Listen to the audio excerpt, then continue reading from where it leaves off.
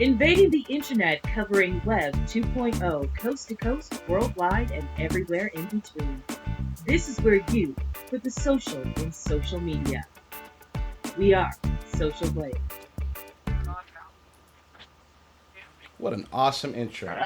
Greetings and welcome again from Southern California.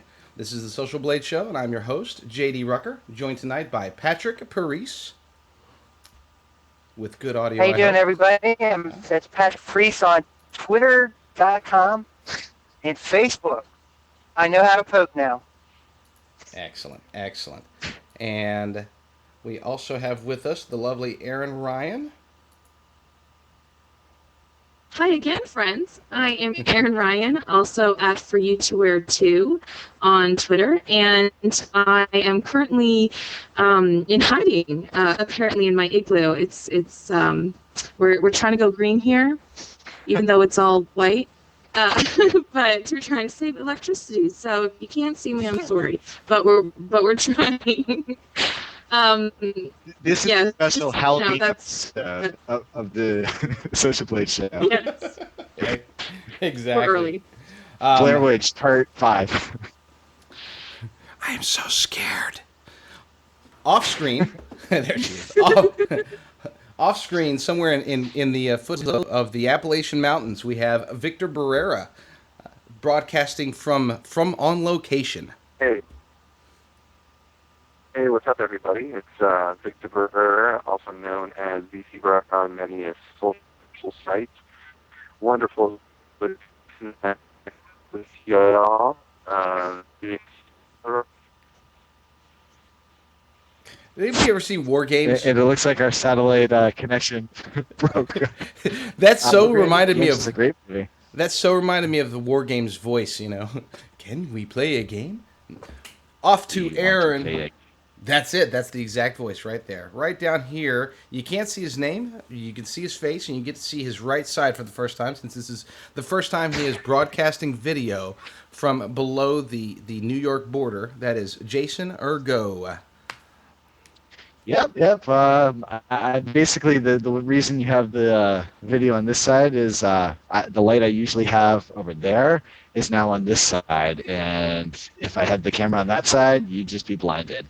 Or I would look like Erin's video, something like that. So, how's it going, everyone? Nice. Glad to be here. Rub it in. Erin is trying to conserve. Yeah, Erin is trying to conserve energy, whereas Jason is trying to use as much light as possible to drown out the rest of us. And then the person that's right. The person we don't recognize, and I'm going to move the video up just a bit so that we can see the name Kevin Macleod. And Kevin is our... That would be me. He is our esteemed guest for the night, and we will talk more about exactly what Kevin does, who Kevin is, and why you should know him. If not now, then at least within the next hour or so, because he is an important person to know. Guys, what a week again. It seems that no matter what happens, every single week I'm having to repeat myself and say, man, this was such a big week in social media. But for some strange reason, this week it was a huge week again in social media. Goings on again in Twitter as usual. It's always on the move. Facebook had a nice huge week with a couple of stories. Digg had some pretty big news, which we'll get to. But first, we have, and do forgive the quirkiness of the way that I'm doing the video today. We're trying out something completely different. So let's see how well this works. Yeah. Boom. Did that work? It did. Are you sure? Because that's not what I wanted to show. Sorry. Well, while you're pulling it up, the story we wanted to talk about here first was how Facebook has now removed the networks, the regional networks from the site. Yes. Well, last month, Facebook made a few changes to its interface, which was not as noticeable as previous changes Facebook has made in the past. Noticeably, our status updates weren't bombarded by the I hate Facebook changes. However, there is something you may have noticed, the lack of regional networks. Like Urgo said, Facebook had launched regional networking on their site in 2006 to help connect people in their area. Unfortunately, it is now gone. So no longer will you be able to search for friends under their region or your region even. Although college and work networks still show, regional networks are slowly being phased out. It is reported that this is just another part of Facebook becoming more Twitter-esque, bitter maybe. The change is to make it more of a worldwide communication source. Will you guys miss the regional networking on Facebook? Quite honestly, Urgo? every time that I moved to a different place, I did sign up for it, but quite honestly, I never really did anything with it. I tried to use it once before to try to find like what events were going on Long Island when I first moved there, but I just didn't find it that useful. And I ended up going to other sites instead. You just ended up using other sites. Yeah, meetup.com in particular for that type of a thing. So I really didn't have any use for it on Facebook. It's kind of sad to see it go, but to me, it's not that big of a deal, for me at least. I agree. I Patrick, guess Do it'd you be a think they big did deal that if you. to make room for me? wait till you get a load of Pat. That's true. Where's the crickets? Good Lord. It was a good. Yeah, It was a noble effort, Pat. A noble effort. Also, in Facebook news, Facebook friends are for sale. For those of you who have no friends on Facebook, then you can get them now. All you need is a little bit of dough, courtesy of our good friends over at Use Social. And I say that with a huge amount of sarcasm. I am not the biggest fan personally of Use Social, not of what they do, which is selling votes on Digg social media sites such as StumbleUpon, Yahoo Buzz, Propeller, and now they're getting into the social networking game of Facebook. Quite frankly, if without, I don't want to get vulgar. I don't want to express my outrage, but not to its fullest extent at least. But let's just say that this is tantamount with the Black Sox, and I'm not talking about the shoeless Joe Jackson version where he ended up hitting over 300 and getting tons of RBIs and still got caught. I'm talking about the other guys that actually did throw the game. This is cheating, okay? Friends are not something that you buy, not at least in the fake world. You might be able to buy them in the real world, but in the fake world of social media, you should not be allowed to buy friends. I'm sorry. It's you know, people are putting a lot of effort and work into building up their friend base. I know that I worked extremely hard to get all 7 of my friends, and I think that it's unfair, completely unfair. You know, I totally get it, Davey. You social, they were still on selling Twitter followers not that long ago. In fact, if I'm not mistaken, they're still selling Twitter followers. So my question is, how good are these online relationships that they're selling for money? I mean, when you work on your own accord, you work on your own identity, and you actually engage, and you've got obviously they're not so much turned into dollars, but people really expect to get quality products with they pay it. It's just more of a thing where hey, I've got all these friends on Facebook or Twitter, and I'm important. What's the real point of the commodity that they're selling here? you were breaking in there a little bit, but just to clarify what you were saying in case anyone in the audience missed it. Basically,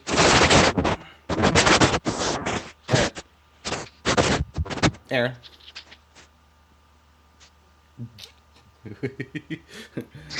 Green room. Go ahead, JD. Bananas, Aaron, bananas. Basically, what Victor was saying was that the quality level. Sure, you can buy 1,000 Facebook friends. You can build up 100 million Twitter friends and all this good stuff. But where's the quality? Where's the value? And if you are going to be a quote unquote spammer, like so many people are, and I have nothing against that, to be perfectly honest, but buying them, I don't know. It just takes it a little bit past the sleaze level for me. But that's just me. Also, there's some good news out there. A positive story about Digg, which we haven't heard very much positive in a long time. But here's a true testament to somebody who's living basically living the Digg dream. Digg helps send times traffic into orbit. Patrick, what do we Yeah. know about it? From an article listed from adweek.com, Times traffic trajectory in 2009 has been skyward thanks in no small part to a partnership with Digg.com. According to John Cantrella, Time.com general manager, some of the growth that is attributed to the 164% increase in traffic, uh, one second, from news properly since January. In January, Time.com pared down its button collection and added a smarter dig button, one that now lists how many digs a particular story received. Many of the people on Dig knows what these buttons look like. Very familiar with them. I'm kind of losing track of them now. Then a few months later, at no cost to the site's parent, Time Inc., uh, Dig built a custom widget that ranks the 5 most Dig stories on Time.com for that day. Um, since then, the site has gone from 55 stories on Dig homepage each month to more than 100, according to Bob Book, Dig's VP of Business Development. We'll start mentioning more people from Dig once they start mentioning more people from Social Blade on Dig Nation. Besides Time.com, Dig has success in building similar widgets for rival Newsweek.com, which has received 3 to 5 times higher click-through rates than the site's own most full. Similarly, Wired.com, Dig's source traffic has doubled in the last 6 months, while British-based newspaper site Telegraph.com UK's Dig-driven page views have jumped 11-fold. Um, Recently, Time has looked into embrace all the forms of social media, build its base of unique for its sites. For example, Time.com currently has 1.3 million followers on Twitter. Oh, yes. This is yet another way social media is helping newspapers, magazines, and outside sources survive the jump to the internet. Bottom line for me, So, if people that use Dig were paying attention to that story, they would know they would know a lot of good sites that they could use submit on Dig. yes. JD, you were saying? Well, I was going to say, it goes to show, Time has always been relatively successful. I was tracking Time approximately a year ago when they were getting anywhere from 10 to 15 front pages, and the quality was incredible back then. I used to submit it not thinking that it was going to be a huge hitter. But what's happened is, and this is a testament in a way. It's kind of ragging on Dig a bit, but it's also giving them a little bit of props in a way that basically this shows that if you scratch our back, we'll scratch yours. By putting those widgets on their sites, Time.com is sending probably not a ton of traffic, but at least some new traffic. People that are visiting Time for the first time and then going to Dig as a result, seeing stories that they like from the widget, going to Dig, and then hopefully turning into users from Dig's perspective. They're getting their back scratched, so they're scratching back. The threshold on sites like Time and other sites that have integrated the widget has gone down, such as our another site that has integrated the widget is hothardware.com, who happens to be our sponsor this week. That is hothardware.com, where Dig is giving plenty of Dig love and quality front pages to hothardware.com. In other news, also Dig related, unless anybody else has anything to say about either Dig and its massive increase of traffic on time.com or hothardware.com. Anything? All right, let's move on. Sorry, I had to throw it in like that. Next, we have. Well, Go ahead, Pat. I'm sorry. Say go ahead. Yes.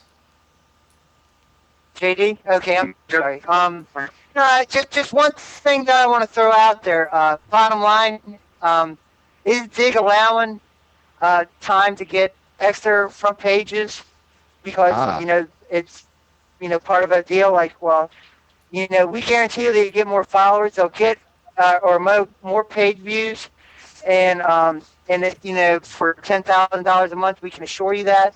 Well, maybe Dig's saying to the people that moderate it, say, look, make sure that you get at least 7 or 8 Time stories to pop every 12 hours, even if it's good or not. Just make sure it's respectable.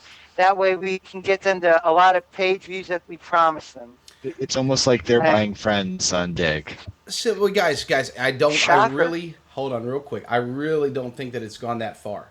Um, Personally, my personal opinion on it is that because I've talked to some people who have integrated with Digg, and it's never a matter of they're outwardly saying if you put our Digg button on there, you're going to get more front pages. I think what ends up happening is that there's a minor tweak, just a small one, in the algorithm that gives a little bit of preferential treatment, especially if the digs are coming from as a result of that widget. If they're getting traffic from there, if they say normally time.com had a threshold for user A, the threshold was 75 digs, let's say. I could imagine that threshold dropping down to 67, 66 digs or something to that effect, to where it just has a little bit of a minor extra advantage. Nothing so profound as, hey, let's make certain that if poor or new users or users who aren't as prolific started submitting a lot of time.com stories, I don't think that the numbers would stay as high as they are. I think that it's a matter of, we'll give you a little publicity, we'll give you a little boost, and then once you're kind of on the radar, then people like Victor Barrera or Lieutenant General Panda or Mr. Babyman or any of these really strong users are going to notice that time.com has a tendency to hit very easily on Digg, and they'll start watching it on their RSS reader, and that's what's happened. And so now it's become a very prolific site, one that is I'm sure it's top 10, isn't it? It's got to be top 10 on the 30-day list. But I don't think it's so blatant as. Oh, go ahead, Vic. I was just going to say, man, in terms of Time Magazine, you made a pretty good point in terms of when publications integrate with Digg and when they're not integrated with Digg, that you don't necessarily need to integrate to see some really good front page action. But you do bring up one point, and if you take a look at who the most important visitors are for Digg.com, they're the people who aren't on all day long, who use AdBlock Plus.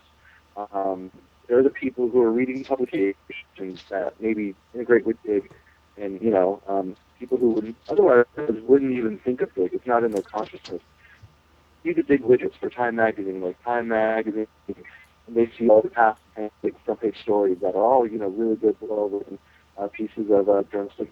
Content Time Magazine is good. They have a shitload of subscribers, based on their print division. Why not capitalize on that by getting more Digg front pages? I'm sure it was a conscious decision on their part to get people, organic visitors from Time, to organically visit Digg, and I'm quite certain that to an extent in their algorithm that they reward for that kind of behavior, that the more organic traffic you're forwarding to Digg, those are the single most valuable kind of ad consumers, so to speak, that Digg is trying to attract. Not the daily users who spend all day long submitting stories, but the users who maybe read Time every day, but maybe they hit up Digg like once a week.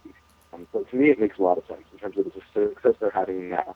It makes sense for both, you're saying, for both time.com as well as Digg.com to integrate like that.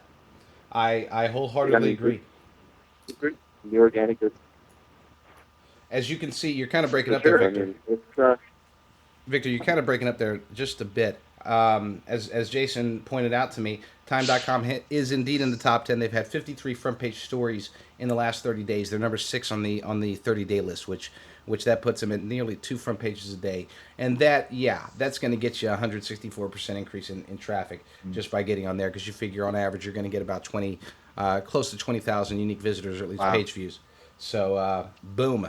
There you go. Amy Vernon just pointed out that they're actually number 11 in 365. So wow, the 11th most hit site in a year. And I promise you, that's pretty good. Oh, definitely. And I promise you, 1 year ago they were not in the top 20.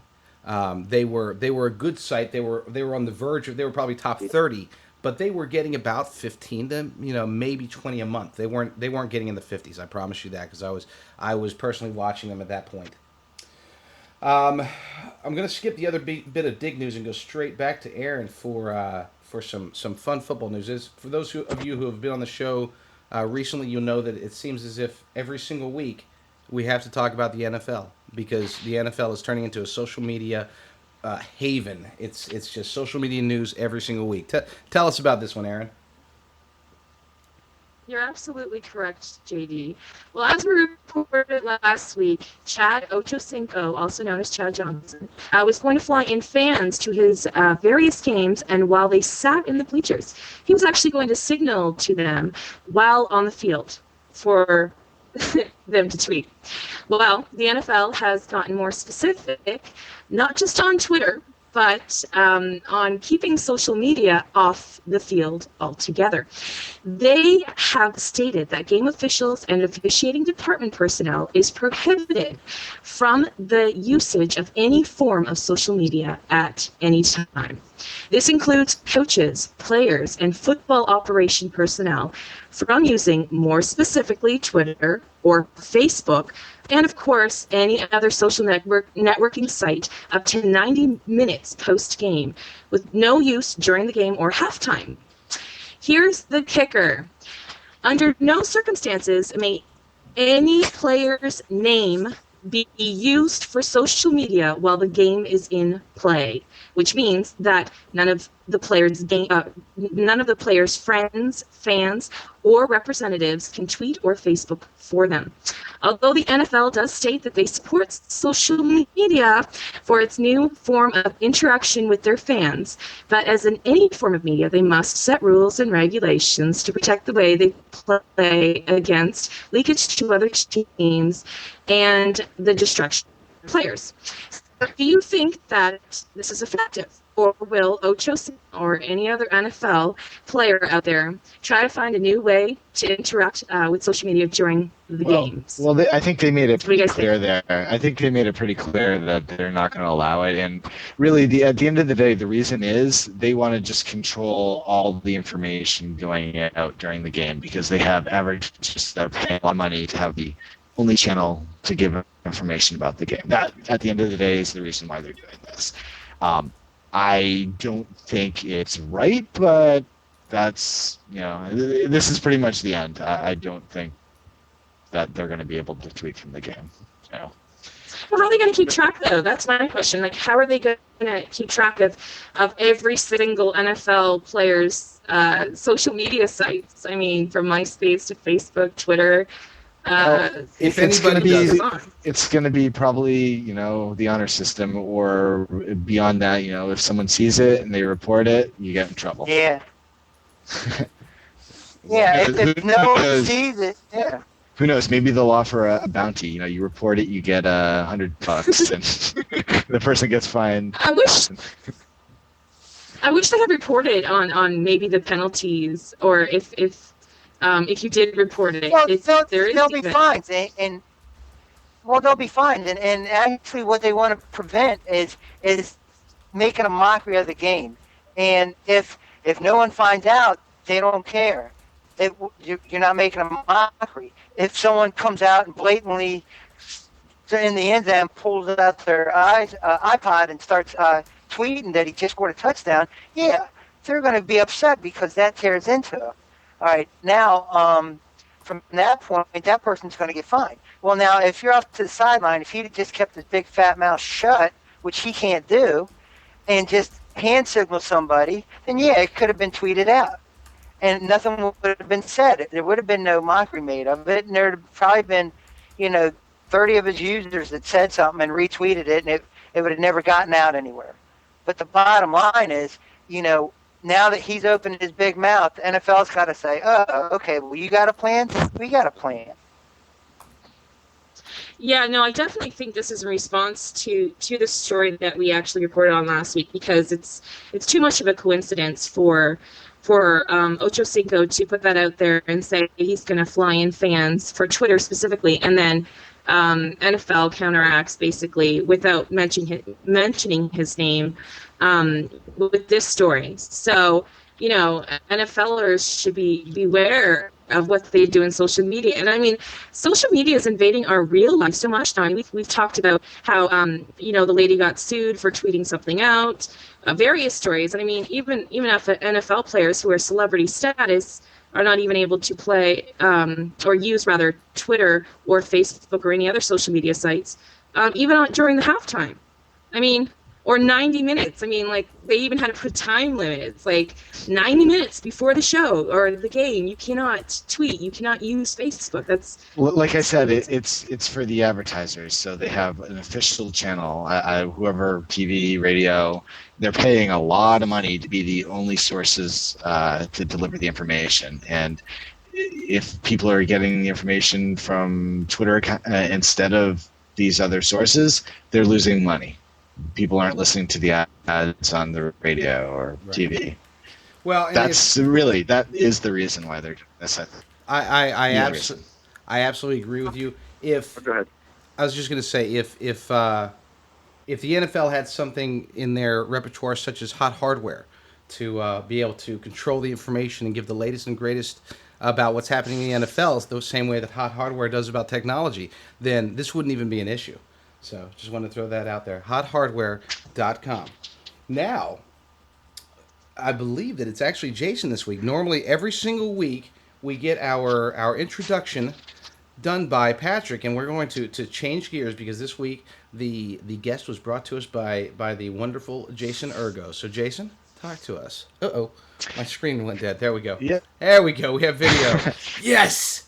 There, we're back. And we're back. Yeah, so I wanted to introduce everyone to Kevin Macleod, who, if you ever use YouTube to watch videos on YouTube, there's a very good chance you might not have heard his name before, but there's a very good chance you would have heard his music before.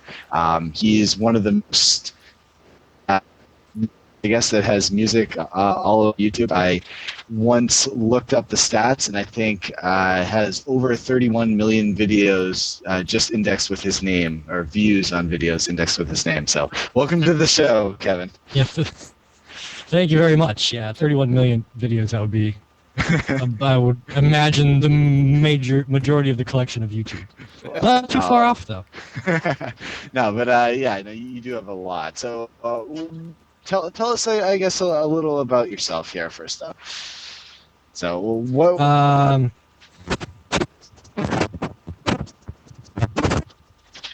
Erin. Oh, I can't hear you. Can you hear me? Okay. Yeah. Freaking. Erin needs to mute again. So sorry about that.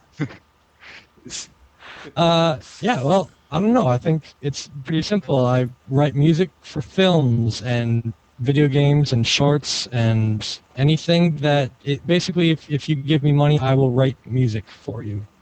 But that's what I do professionally. But what you do on the side here is you actually have, I don't know, hundreds and hundreds of songs on your website here that you license with Creative Commons, with the Creative Commons attribution license that lets really anyone use the music for profit or not. Yes. So that's very different than what most people do. So why do you do it, and how does it work for you? Well, the why. Yeah, there's a lot of music out there that's licensed Creative Commons, and there's a bunch of different Creative Commons licenses. And a lot of people license their music to be non-commercial or share alike, which really limits the usage that people can have with those pieces of music. But my job is to get my music heard by as many people as I can. So if you make money off of that, that's awesome. That's actually what I want. And why is that?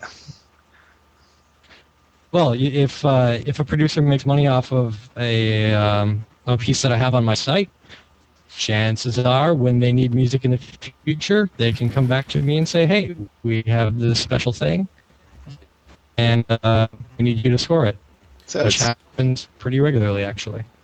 Sort of like a free trial almost then. I'm sorry? So it's sort of like a free trial then of the music, sort of. Yeah, it really is, but it's complete enough that you can if you only did the free stuff, you can do a lot. So, I help out a lot of schools and their media labs, which, would run into copyright problems with the things that they produce all the time, and I got NASA using me, which is fantastic. NASA. You know, Oh. I have you ever helped any webcasts or anything with their theme songs? Actually, yeah, actually, there's quite a few. I've just go on to iTunes and subscribe to things. I'm like, hey, that's my music they're using. Have I written any specifically? I actually have, but I forget who for. But There's one yeah, called "Welcome to the Show," which I wrote for someone, but I forget who that was for. I think JD was asking also, or pointing out that the theme song that we used at the beginning of this show is actually your music there as well. Can we play it Oh, again? thank you. That is true. Yeah, yeah, Can we- yeah. Absolutely. Let's play it again. I want to play it again. Here, give me 10 seconds. Ask him one more question. I'll be ready when you're done. Do it now. All right. Honestly, I'm just you have an intro now. Like that's pretty badass, I gotta say. Yeah, yeah. But seriously, other than just the intros there, the way that I heard about you in the first place here is that your music really is all over the place on YouTube. I watched a lot of videos on there, and Thank you. when I first got my camera, I was really looking for music I could use on my videos because I wanted to respect copyright, but I didn't have all this money that I could spend on music, and I started seeing all these other people doing the same thing that had your name there, and I guess like free advertisement for you, and that's how I found out about you myself in the first place. I've used your music many times. Well, thank you. Excuse me. Yeah, it's. I have a question Yeah, for go you. ahead. I was wondering, so how do you record your music, and how do you you have your own studio in your house, or do you have an agreement with a recording studio, or how do you create your own music? You're looking at my studio right now. I have a laptop Nice. with a lot of software, and just a MIDI keyboard. I've got a couple of studio monitors, and that's it. I have access to a recording studio, but I almost never record live people because they're expensive. Do you record dead people? So, no, almost That makes sense. I don't. Yeah, Makes dead sense. people Makes sense. cheaper. Agreed. Generally not as talented. So Now you, now actually, I know some very yeah, no, talented it's dead it's people. all done in software and. Sorry, go ahead. Say again. I was just going to say you're from what I understand, you are an advocate for changing the copyright laws in the way that the RIAA and other organizations are going after these people for copyrights and going after artists and supposedly helping them out. What is your take on that? On the way the copyright laws are set up currently? The copyright laws are, well, law in general lags behind society, and copyright law is now so far behind society that it's just broken. We have the public domain music that we can draw from. You think back, all the classical music is currently in the public domain, and the last time the copyright was extended, which I think was 1990, it ensured that nothing new is going to come into the public domain until like 2038, I think. And that will be the stuff written in 1922 will come into the public domain then.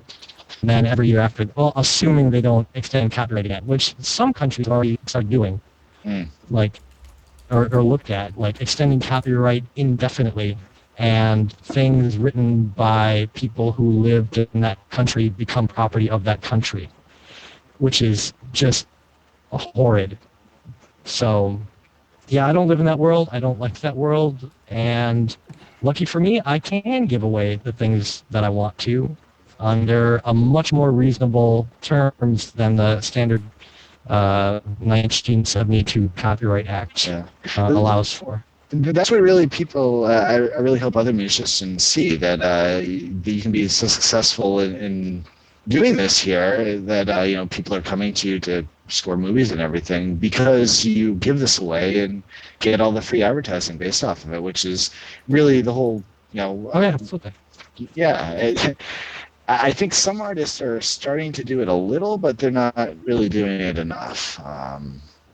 For popular artists, Nine Inch Nails, for example, gave away music but didn't do it in the non-commercial. They just did Creative Commons non-commercial only, so you can't do commercial.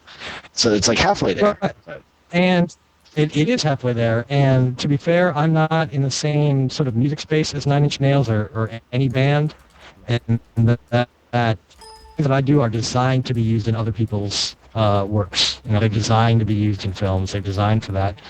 And Nine Inch Nails is designed to be listened to on its own. Well, So I can understand where that would be. the Not that you couldn't use it in its own. the CD that they released was all instrumental. So it really was made. That one in particular was made to be used as the background of the people's work as well. I mean, you can listen to it also by nice. itself, but it was actually, I think, 4 CDs of all instrumental tracks. I'm sorry, Kevin. I haven't. got a question for you. Yes, sir. Actually, it's Tim, Sochi Shirts, out in the room, asked, how long have you been offering royalty-free music, and how did you come up with the idea? Very good question. I think I started putting it up about 2006, 2005. I don't remember. I can check the internet time machine on that. But why do I do it? Well, I had a lot of music laying around that obviously I wrote, so I had all the rights to it. And I thought, well, maybe somebody else could use this for something. And so I started posting it on my website. Most everything on my website I did because I needed it for something, and then I just put it up there in case somebody else needed it as well. And this is one that has taken off pretty well. And a lot of things that I put up there, yeah. Well, was it ever I'm sure a lot of people more? wondering. Go ahead. I mean, more so than what it is now. Like before that. Before what? Now you're getting paid a little bit now, but were you ever driven to make bigger money out of it? No, actually, I don't. I find that maximizing money takes all of the fun out of any endeavor. And I could be making a lot more than I am if I offered things under like normal licenses by normal people. But there's enough nice people in the world that just make to me, make a living, not having to, try and put the screws for using my music. So we got another question here for you also. Very good. Does that answer your question? Thank you, buddy. We got another question Yeah, for it you did. from Thank you, Tim. Amanda in the chat here is asking, is this a hobby or a full-time job for you? It's the only thing I do. So it's a full-time job. So that leads me to my question. I'm sure many people want to know, since you're so passionate about it, how did you get involved in music, and how did you learn all those instruments? I mean, your music is amazing. So let us know, how did you get into music, and how did you learn the instruments? That's a fantastic question. I have no idea how I got into music. It's just, what was I, 5? I don't remember. I did go to school for music education, and then promptly got out of school and took a job doing computer programming, which has nothing to do with music education at all. And then did that for, 8-10 years, and then finally got back into this after I posted a couple of things on my site, and a person contacted me and said, hey, do you want to score my film? And I said, sure. And then I panicked because I'd never scored a film before. So I picked up a couple of just like old silent movie films and just started working on those so that when the actual film that I was going to get paid for came through, I would know how to do it. Wait, just to make sure. Go ahead. Say again? I was just going to, you said silent films. As for... No, go ahead. Nothing. Yeah. So I rescored Nosferatu. Oh, nice. and that took me about 10 days of 16 hours a day to do that, which at the end of it meant that I could not talk to a human being without absolutely trying to kill them. It's you get very antisocial when all you do is sit with music for Oh, whatever. that long, I'm just kidding. which is it's not talking to me. um, Learning the instruments. There's no real instruments in anything that I do. Those are all fake instruments, but that doesn't mean that I don't have to learn them. If I'm doing a flute line, I do have to know how a flute works in order to write something that will work with that, and then I have to practice on the keyboard to make it sound like a flute or make it sound like a violin or a guitar. And it takes a lot less time than if I had to actually learn the instrument, but it really does only take, well, probably 40 to 100 hours to get decent at any electronic instrument. Excellent. So T-shirts has another question for you. They're wondering if how much traffic you normally get to your site. Does that even matter to you? It matters, and that's a big way in how I get paid, actually. The Google AdSense. Let me look numbers. It's a lot. It's a lot of people. You were telling me before, I think it was... And you haven't done any promotions.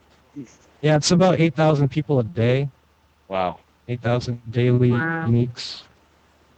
That's... Which is enough to live on, That's awesome. Absolutely. So, but you also haven't done any promotion as well, right? This is just taking it's a life of its own. It's all word of mouth, huh? Yeah, it really is. And well, I think there was just a giant void in the I don't know, was it in the industry? Am I an industry? There was just a need for it, and there's still not enough competitors. So by the way, if you are a composer, please do what I'm doing so that I have someone to fight against. And it enriches the world for everyone. I don't think anybody would want to fight against you. I mean, you are, as they say, immortal. So yeah, no, Oh. Just FYI. Nobody fights people from Brooklyn. True. So I think you were also saying before, it was something like 3 terabytes or something of music is downloaded from... Oh my god. Yeah, it's somewhere between 5 terabytes a month of downloads, which is crazy. I've gone through like 7 hosting providers, trying all the normal ones, and then I had to go to a giant one out of California. It's insane. In order to keep that up. It is insane. And people still request, like, well, why don't you have, full 48 kilohertz, wave files on your set? I'm like, I can't do that. That would cost thousands and thousands of dollars a month in order to host those. So you're stuck with MP3s. I'm sorry, people, but they should sound good. Abraham04 in the audience is asking, how long does it take you to write a music score or any music at all? The typical film score I can do between 5 and 12 minutes a day, depending on how complicated it is. Some things I can do in real time. There's a bunch of piano solos in there that are just, I sat down at the piano and pushed record. So if it's 7 minutes long, it took 7 minutes. Wow.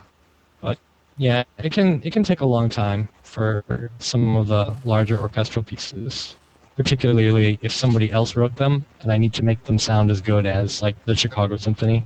So you do most of the things in one take then? You don't have to think about it, write things down, and go over again?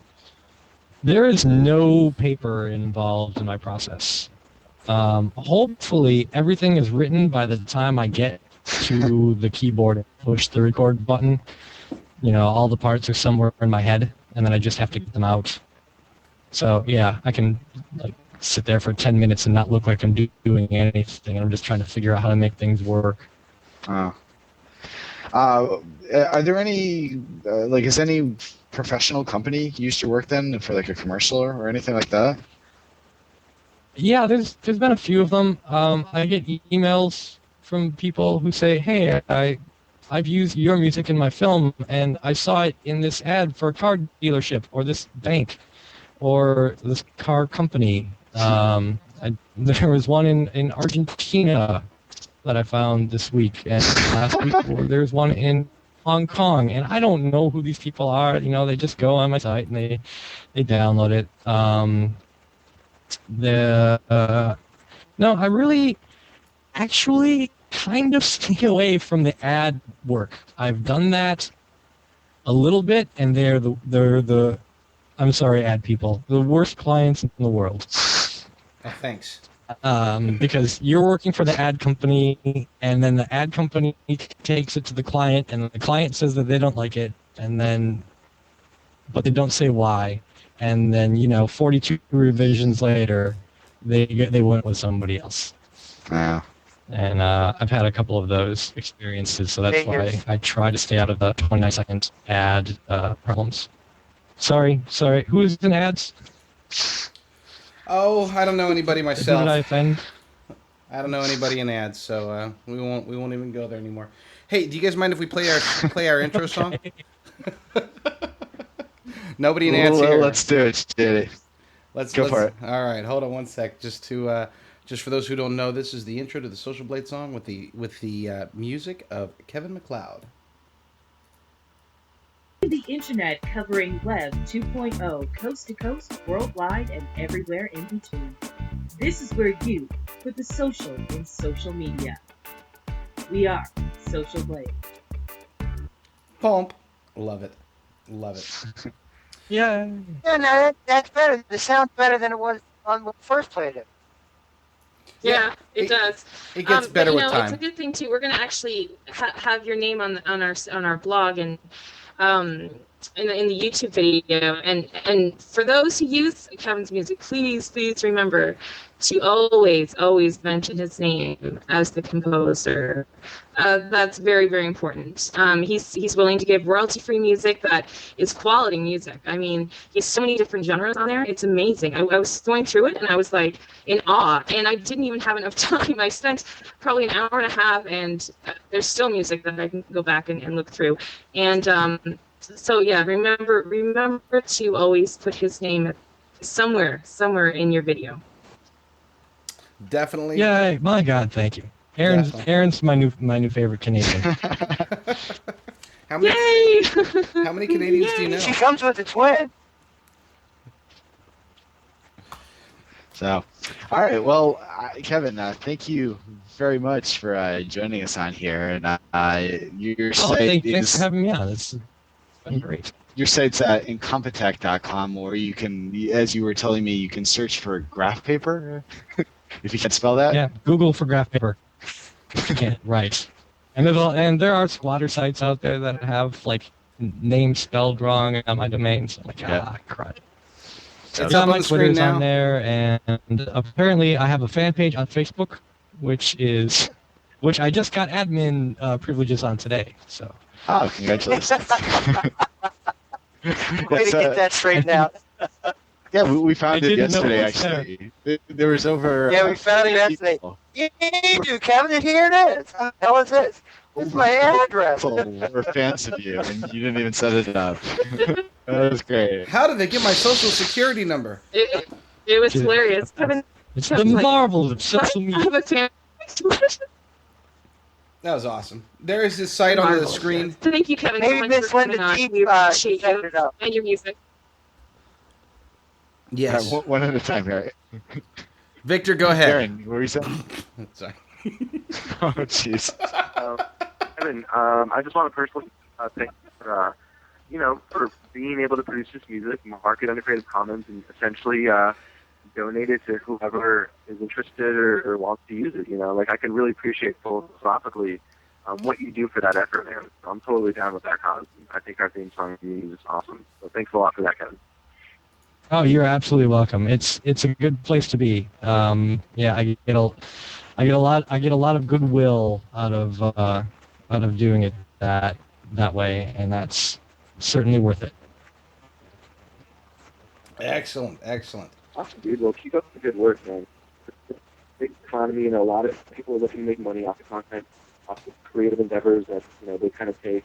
And, to see people like you who are really, in it, not, for any kind of monetary gain first, but really in it to produce something that's quality, that's available for people to use, to license and use in their own right, and attribute to you, so we don't have enough of those kind of creative types online, though it's definitely like a burgeoning thing, creative commons.